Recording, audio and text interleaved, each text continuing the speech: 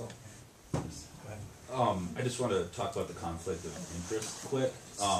You know, we work in a lot of rural areas, and wherever you go and work in a rural area, when you're working across 10,000 acres or whatever it is, you're gonna, on a township board, it's inevitable that you're gonna run into people that you're approaching to do business with that are going to be on boards.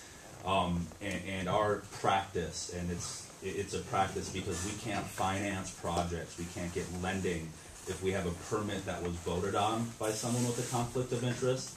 So to all landowners that we approach and consider doing business with, when we look at signing an agreement, if they're on a board that would vote on a permit for us, our position is that you sign with us and recuse your vote, or you don't sign with us and you maintain your board position. And that's the only way we can do business. We would not seek to have a permit voted on that where there'd be a conflict in existence, because we couldn't then finance that project to get the funds to build it.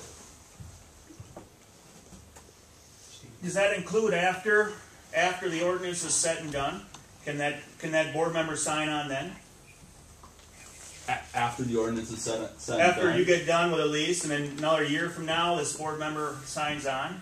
Well, you know, one of the things that we get is when we sign up a project is you're going to put turbines and you're going to put your facilities when you go through your design and you're putting everything out there at that point. So it would be unlikely if someone were to leave the board, perhaps, but in these cases for us, when you're looking at raising $300 or $400 million to finance and build a wind farm or a project like that, the most important thing to us is that we're going to be able to legally operate that business.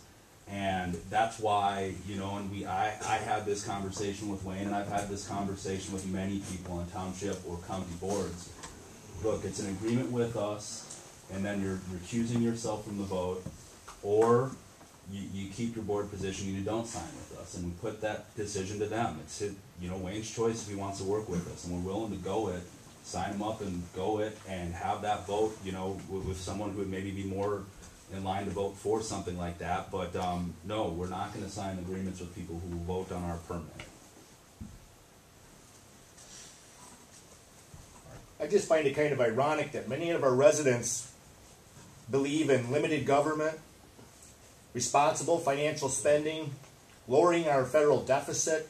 Some of them have been very vocal, bashing our President of the United States, and I don't agree with our President, or Energy Secretary Chu regarding energy policy. But they believe in all those principles I just stated, and yet on the other hand, they just can't wait and can't say enough good things about the wind industry, which is heavily, heavily subsidized. And I know the oil industry is subsidized also, and they're trying to change that. But wind industry is really subsidized. You want to try to lower our federal deficit and accomplish those goals I just mentioned? I don't see how you can accomplish that the way the current wind farm system is set up. So it just kind of baffles me. Yeah, I believe that we can. I disagree with that because wind energy, just like everything else, is getting more efficient all the time. And it's not going to get worse, it's going to get better as time goes on. And yes, it is making money, and it's cheaper than fossil fuels. So I disagree with what you're saying. Yes, it is. Yeah, here's some annual federal subsidies for electrical production 2010. If anybody cares to disagree or bring similar information, or fine too. Per megawatt, coal, 64 cents. Natural gas, 63 cents. Nuclear power, $2.78. Wind power, $52.43 per megawatt. Yes, wind gets 81 times the subsidies of coal. And coal receives no cash grants, just standard deductions available to most businesses. And granted, wind energy is less than 2% of our energy. Less than 2. So I'm talking some heavy lobbying effort being done up in Washington and padding pockets. That's all this is about, Ray. Isn't it mandatory, passed by Granholm, that we have to have, what, 20% green energy here in this state? So if it's not here, 10% by 2015. 10% right now. 10%, all right. That's true. What do you use for freight cost on your coal to get your coal to that coal-fired plant? Because your railroad transportation is about 66% subsidy. Yeah, but we pay that. You also have railroad transportation when they took the turbines up in the dump. So you've got all those costs associated with them wind turbines, just like any other thing. You've got all the manufacturing cost to build the parts if they're built in this country, and transportation, and you know, it's really complicated. It's very complicated. Yeah. I've got something I'd like to present to the board. I'm one short, but We have a copy of that.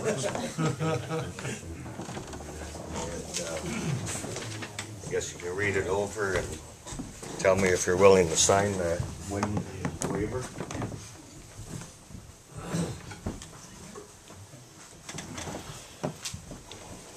At some point, and I didn't think it would ever come to this, but I would ask, I guess maybe that we eventually have to limit the public comment. I was looking at 7 o'clock as maybe a good time to move forward with the meeting. We're certainly not going to exclude comments. We appreciate everything that has been said to this point. Certainly welcome to stick around. Some of the comments, I personally think you probably wouldn't have said some of the stuff you did if you'd been to every meeting, because we are acting in good faith and we do our due diligence.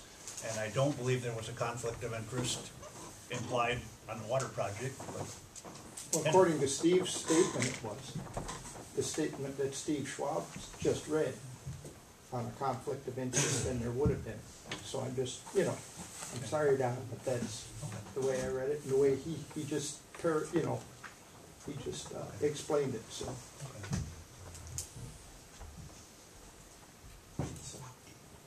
okay. Yep, that's, Steve, we can. I got a question. Why didn't you use MTAs? And some attorney I never heard of. Kitchener? Yeah. I can give MTA you- will give you the same, examples too. Michigan Township Association. Yeah, he's got case studies here, actually, I think I got that from MTA a while back. That guy. Is that there? Well, the residents don't have access to the Michigan Township Association, so, That you know, sounds familiar. I'd like to go on there and see, but that's okay, but that's for access for township officials. I got on without a password. No, to get into the nuts and bolts of it, I don't I think got I into it did. without a password, I said. he gives case studies and so forth. Well, I couldn't, Myron. I seen it. Oh, I thought you said you wanted to know. I want to know why you didn't use MTA though. Oh, I don't know who MTA is. Michigan Township Association. Oh, I don't know, I can contact them. This is just what, just somebody I talked to that deals with conflict of interest matters. Dennis? I agree with you, Don. It's time to move on with your meeting. Had one more hand in the back, same as yours. Go ahead.